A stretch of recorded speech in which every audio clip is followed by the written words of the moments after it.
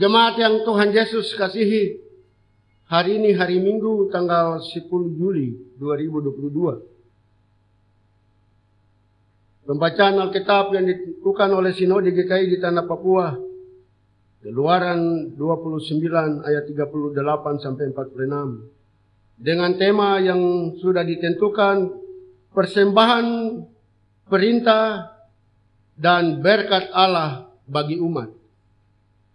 Persembahan, perintah, dan berkat Allah bagi umat. Jemaat yang Tuhan Yesus kasihi, sebelum kita datang untuk beribadah, ibadah unsur, ibadah week,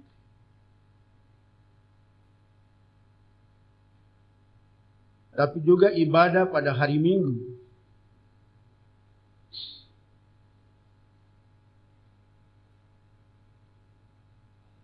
Apa saja yang kita harus mempersiapkan untuk kita datang untuk beribadah? Jadi kita mau datang beribadah itu apa yang kita harus persiapkan? Persiapkan secara baik untuk kita bisa datang mengikuti ibadah-ibadah. Ibadah-ibadah unsur, ibadah-ibadah keluarga atau ipi, atau juga ibadah pengucapan syukur, tapi juga ibadah pada hari Minggu.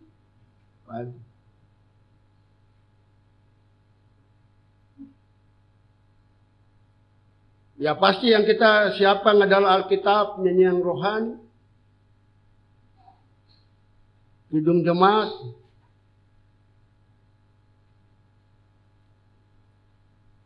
dan apakah kita juga harus menyiapkan diri kita dengan baik untuk datang beribadah?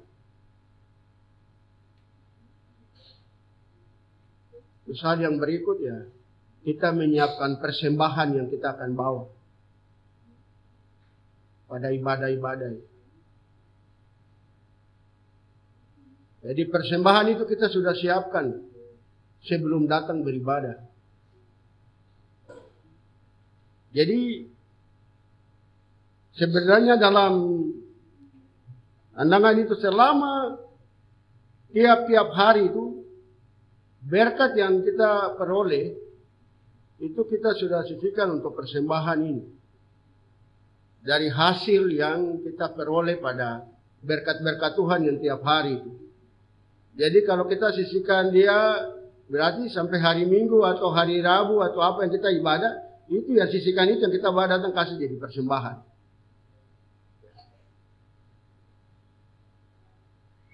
Itu yang disiapkan.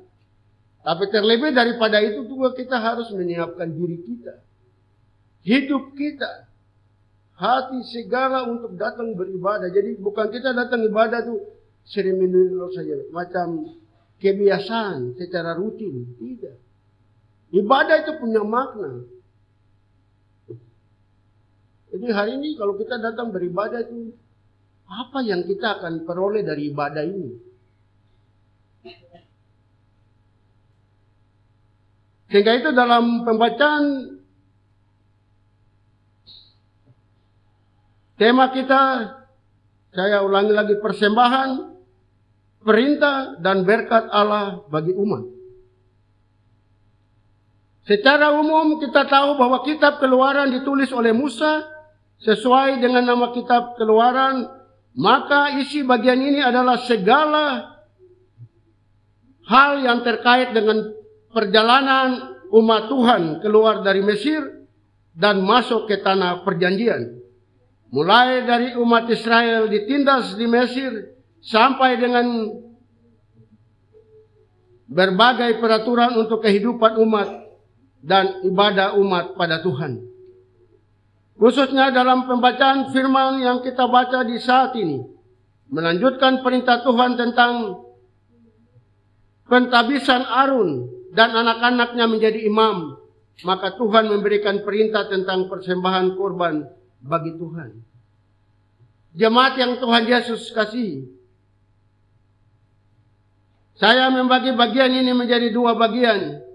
Yang pertama, perintah Tuhan bagi umat mempersembahkan korban dengan taat. Itu kita lihat di ayat 38 sampai dengan 42a. Dan bagian yang kedua, di dalam ketaatan inilah Tuhan bertemu, menyampaikan firman-Nya dan memberkati umat. Di ayat 42b sampai dengan ayat yang ke-46.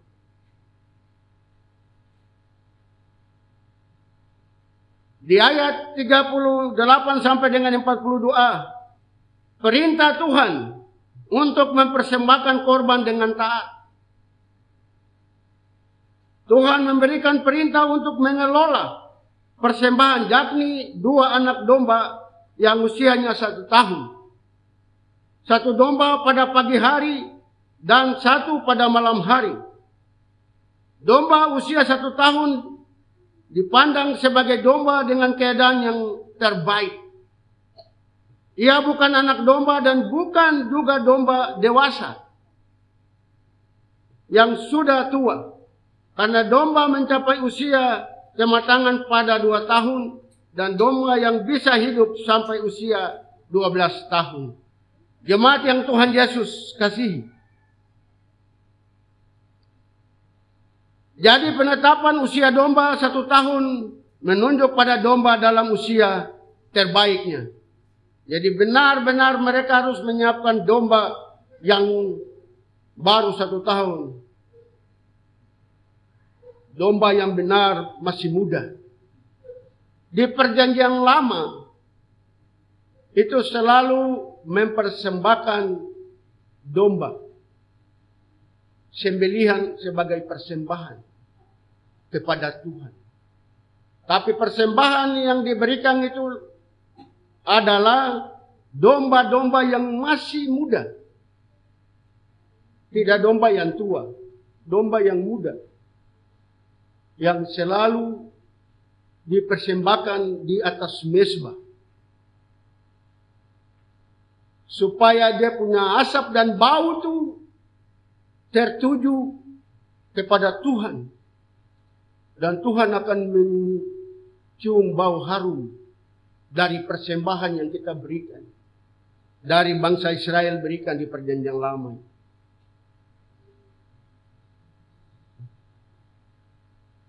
Selain domba ada juga 10 tepung eva terbaik dan minyak tumpuk 1/4 hin.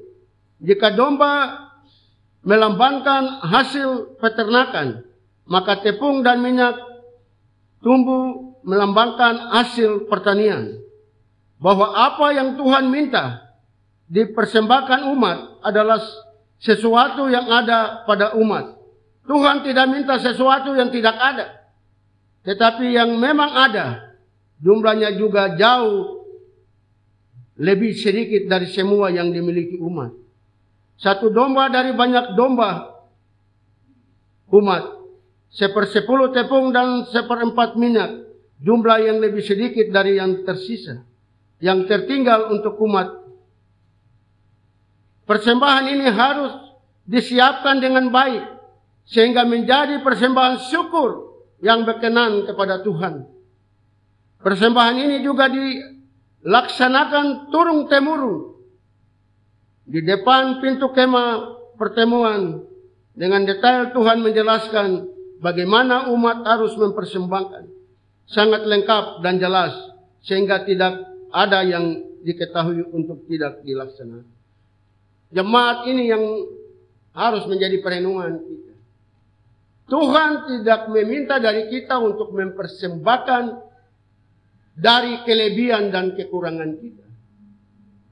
Karena saya punya uang banyak, jadi saya berikan saja. Saya tidak ada uang, jadi saya tidak boleh berikan. Tapi yang Tuhan minta untuk mempersembahkan persembahan itu adalah bagaimana ketaatan kita untuk memberi persembahan itu. Dari kelebihan dan kekurangan kita. Itu yang Tuhan minta. Bukan saya beri persembahan karena saya punya uang banyak, saya punya. Tidak. Yang Tuhan bilang itu, saya beri persembahan. Apakah benar-benar dengan ketaatan kita memberi persembahan ini? Supaya persembahan yang kita berikan itu menjadi berkat. Ada janda duda, yatim piatu juga, ada orang-orang yang miskin, tapi memberi persembahan. Kita yang bekerja, yang punya penghasilan juga memberi persembahan. Yang Tuhan mau tuh bagaimana kita menyiapkan persembahan itu dengan baik. Kita menyiapkan kehidupan kita ini dengan baik. Dan bagaimana dengan ketaatan kita untuk memberi persembahan ini kepada Tuhan.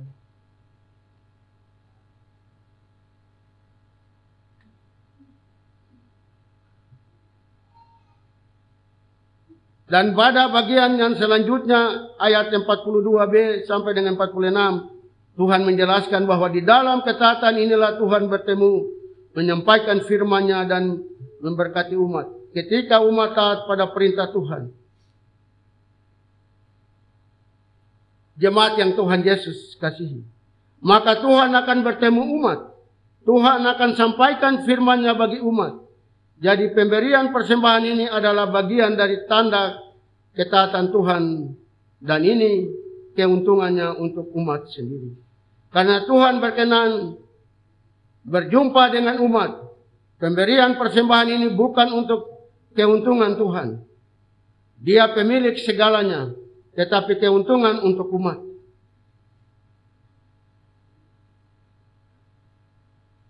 Ini yang Bapak Pendeta baca ini juga aja. Jadi kita memberi persembahan itu bukan keuntungan Tuhan, tapi itu untuk keuntungan kita, umat. Jadi berarti semakin banyak saya memberi, semakin banyak saya memberi untuk Tuhan, atau saya menolong orang yang susah, yang membutuhkan, semakin banyak saya memberi. Keuntungannya itu bukan untuk Tuhan, tapi untuk saya. Berarti saya menerima dari apa yang saya memberi itu. Dari ketaatan saya memberi, selalu saya memberi untuk pekerjaan Tuhan. Saya mempersembahkan seluruh kehidupan saya ini kepada Tuhan.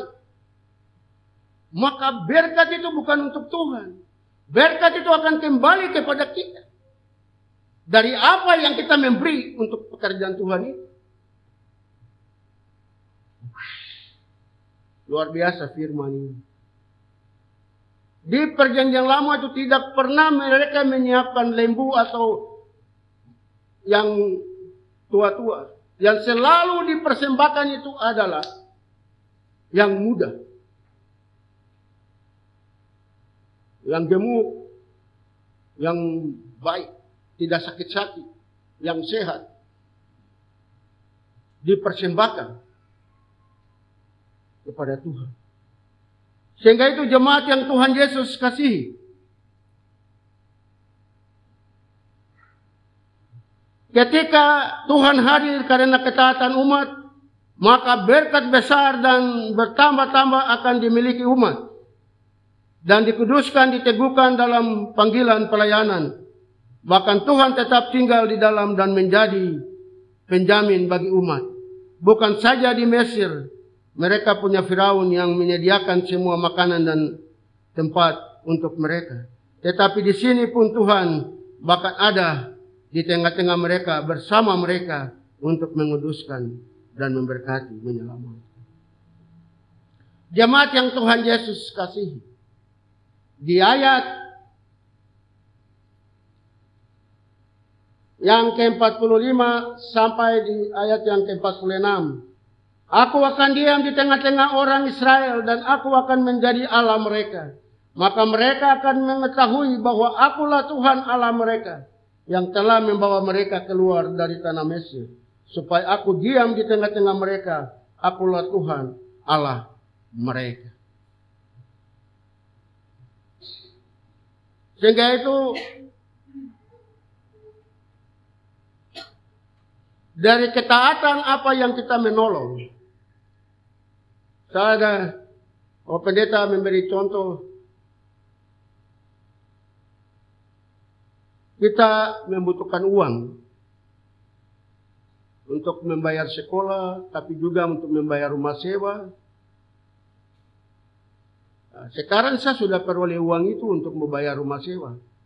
Tapi tiba-tiba ada keluarga yang susah untuk harus membutuhkan pertolongan. Sekarang uang itu saya mau pakai bayar rumah sewa kah? Atau saya harus tolong dia? Karena dia butuhkan segera. Terpaksa saya harus korbankan rumah sewa tadi. Tapi uang itu saya kasih untuk menolong keluarga yang tadi susah ini dulu. Tapi dengan iman keyakinan bahwa saya berikan, nanti Tuhan akan memberikan saya berkat untuk saya bayar rumah kos. Ini contoh. Sehingga itu segala hal yang kita mau memberi untuk menolong orang atau kita memberi persembahan, kita beri dengan hati, dengan iman dan keyakinan kepada Tuhan. Karena tadi bukan untuk berkat, itu bukan untuk Tuhan. Berkat itu akan kembali kepada kita. Dari apa yang selalu kita memberi itu kepada Tuhan, maka berkat yang kita memberi setiap hari itu dia akan kembali jadi berkat untuk kita dalam kehidupan ini. Di perjanjian baru, Tuhan Yesus itu sendiri adalah anak domba Allah yang dipersembahkan untuk menebus dosa-dosa manusia.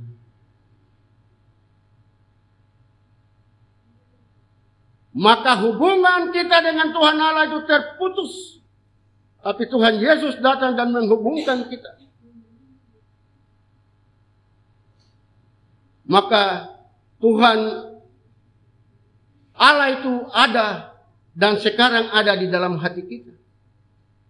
Yaitu Roh Kudus. Dan Roh Kudus itu ada dan bersama-sama dengan kita. Di dalam hati kita, di dalam kehidupan kita. Dan Roh Kudus itu yang selalu menuntun kita untuk melakukan hal yang baik dan yang jahat.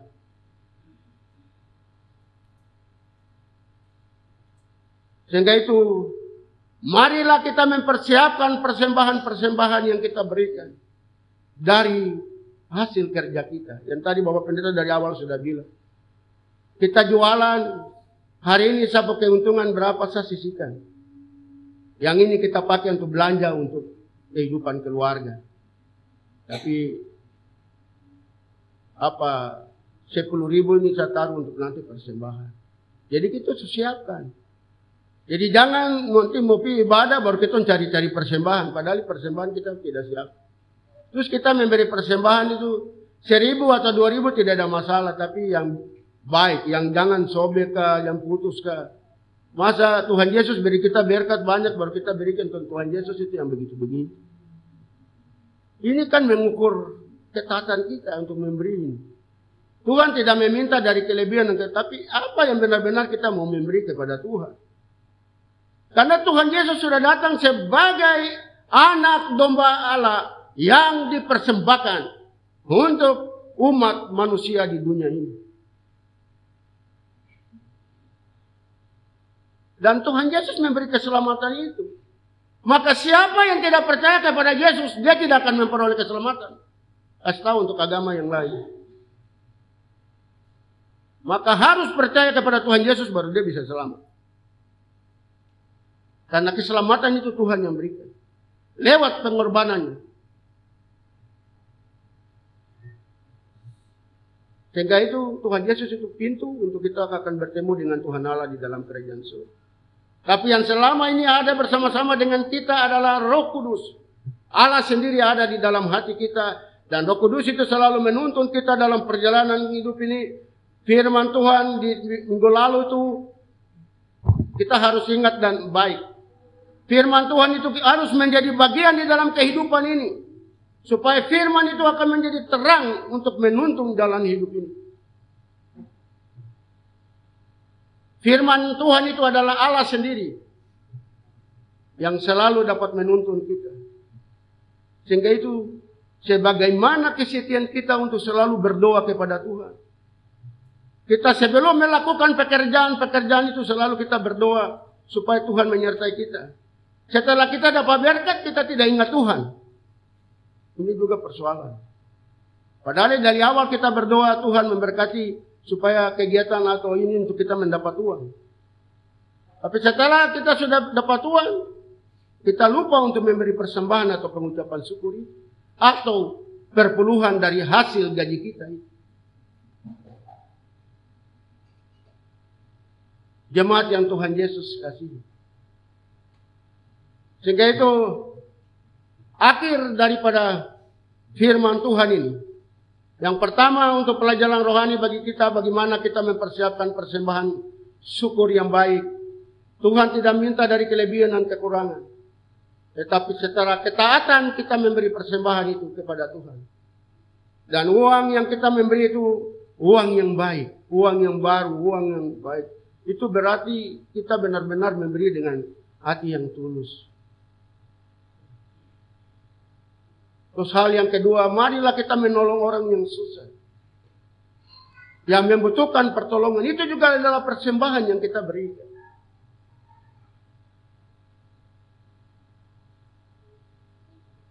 Karena apa yang kita lakukan itu dengan sungguh-sungguh. Dan terlebih daripada itu kita memberi hidup diri kita ini sebagai persembahan yang hidup. Dan berbau harum di hadapan Tuhan. Bagaimana saya mau datang ibadah? Saya masih melakukan dosa dalam hidup ini.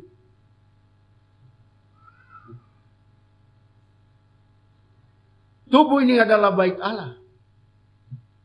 Dan Tuhan bilang Roh Kudus akan berdiam di dalam hati kita. Sehingga itu kita menjaga kekudusan hidup kita. Karena Tuhan Yesus ada bersama-sama dengan kita. Karena Tuhan Yesus itu adalah kudus. Kalau Tuhan tinggal bersama-sama dengan kita, maka Tuhan akan curahkan berkat itu selalu dalam kehidupan keluarga pertama, dalam pribadi, dalam pekerjaan apapun.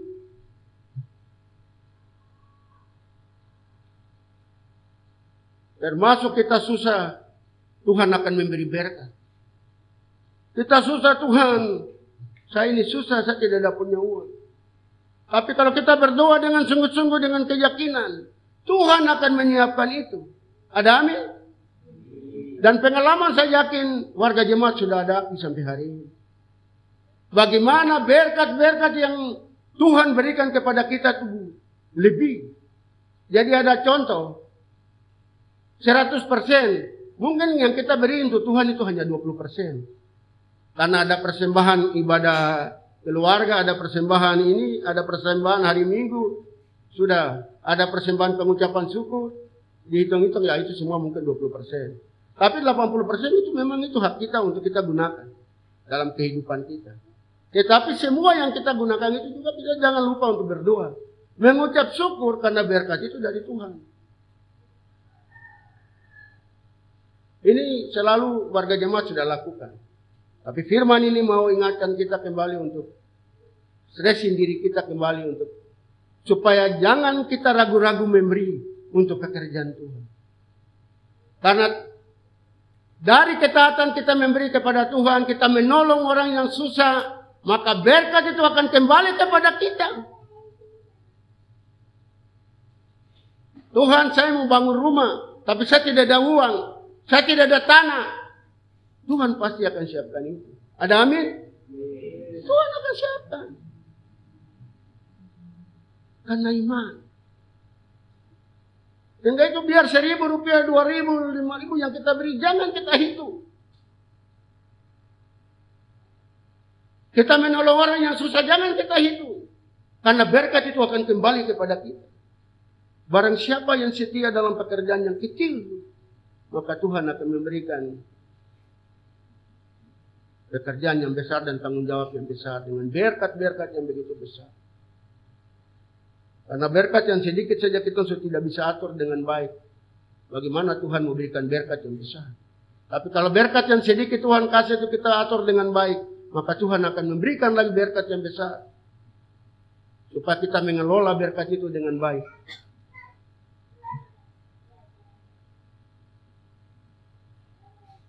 Tuhan yang punya firman ini memberkati kita. Amin.